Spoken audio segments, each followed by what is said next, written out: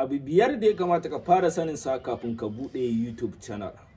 Yau shine subject ɗinmu da zamu tattauna akan wannan tasha tamu mai albarka. Number 1.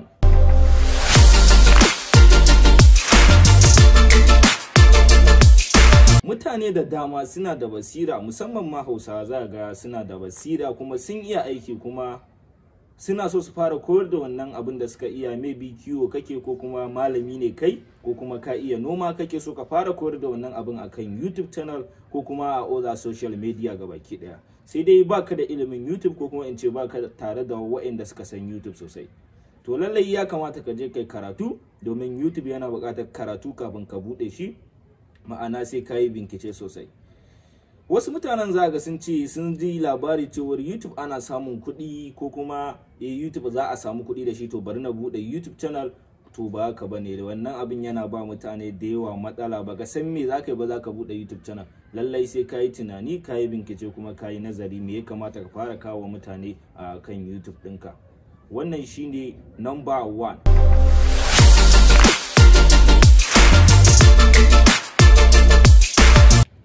A number 2 abinda za mu tattauna a kai shine, kafin ka buɗe YouTube channel kana buƙatar kai nazari kuma ka yi tunani.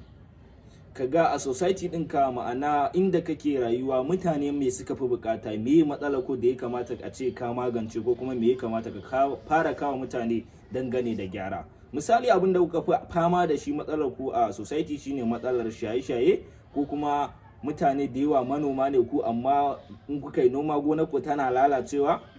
Kai kuma kana da ƙwarewa, ko kuma kai likita ne, ko kai karatu akan haka, kana so ka fara subject akan wannan abu. Shine lallai sai kai nazari, kai tunani, ka ga me ya kamata ka fara kawo mutane kafin ka bude YouTube channel. Za ga at something like ma za ga wasu mutanen sun bude YouTube channel, suna kallon bidiyon turawa, su kuma suna zuwa su fassara shi su yi shi da Hausa. Maybe noma kake yi, kasancewar shuka ba a sa mata taki mai kyau, noman naku yana lalacewa. Kai kuma kana da ƙwarewa, ko kuma mu ce ka iya bincike, ka je ka dinga kallon bidiyon turawa domin ka dinga kawo shi, kana kawo mutane domin su amfana.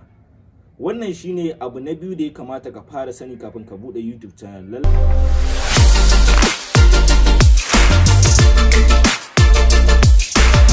Abu na uku da ya kamata ka sani kafin ka bude YouTube channel shine suna. Ma'ana title ɗin sunan kamfaninka. Misali, example, sunan da ba shi da tsayi, kuma suna mai daɗi, sunan da mutane ba za su dinga mantawa da shi ba.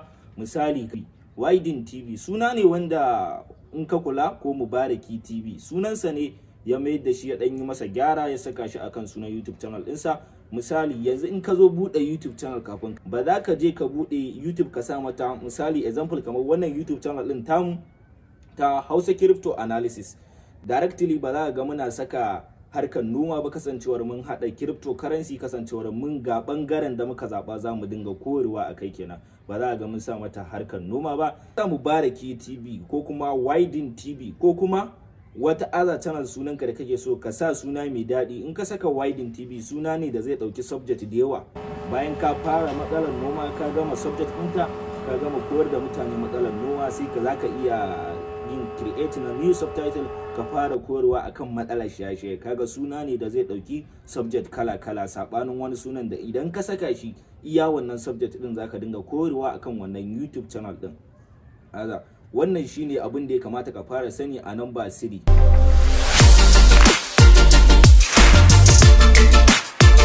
Abu na uku da zaka sani kafin ka bude YouTube channel shine, misali, mu ce maka haƙuri, ko kuma mu ce maka juriya. Za ga wasu mutanen sun bude YouTube channel don su dinga koyar da abu kaza, za su dinga koyar da kaza, kasancewar ba sa samun mabiya kalla, ko kuma viewers kenan a turance. Za ga mutum ya dawo dora aikin wani, sai ka dinga kallon manya-manyan YouTubers da suke samun viewers, ka dau bidiyon suka dinga dora. Wannan yana jawo mutum matsala. Dole sai ka yi hakuri.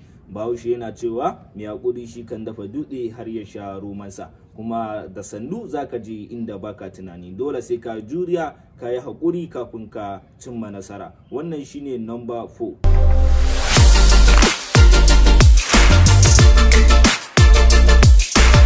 Abu na biyar da za ka yi kafin ka bude YouTube channel shine, dole sai ka bude other social media. Me kenan muke nufi? Dole sai ka bude Facebook page, da kuma Instagram, da WhatsApp group ko kuma Twitter da dai sauran aza ko TikTok da sauransu. Amfanin bude wannan abin, ka bude Facebook page ka da zaka dinga dora bidiyon ka, Instagram account ɗinka da zaka dinga dora bidiyon ka. Amfanin wannan shine duk lokacin da aka ce ka zama babban YouTubers, ma'ana babban dan YouTube kuma kana da subscribers da mabiya, duk lokacin da wani ya riga ka bude wannan abubuwan naka, idan yana dora kuma abubuwa dole nasa ne zai zo a sama, dole sai ka bude aza social media da ka dinga tafiya da abin ka tsari. Wannan shine number 5 abubuwan da za mu tattauna kenan a wannan bidiyon. Duka a nan muka zo ƙarshen bidiyon mu. Kada ku manta ku yi subscribing da Allah, ku danna mana subscribing, sannan ku danna ƙararrawar sanarwa akan wannan tasha ta mu mai albarka mai suna Bit Gallery. Ku biyo mu a bidiyo na gaba.